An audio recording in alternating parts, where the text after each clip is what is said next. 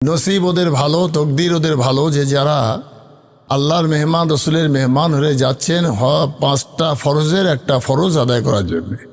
সেই ফরজ হজ আদায় করতে যাবেন যারা, আল্লাহ তাদের জন্য বললেন আতিমুল হাজ্জা ওয়াল উমরাতা লিল্লাহ।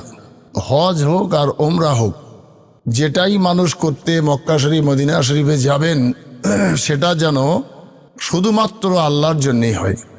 এই লিল্লাহ শব্দের অর্থ হলো আল্লাহর জন্যে হওয়া।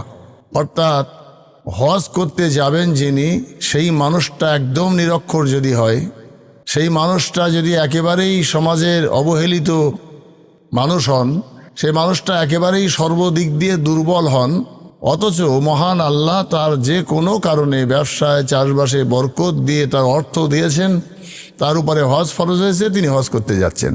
অথচ এই মানুষটাকে সারা দেশের মানুষ তুই তোকারি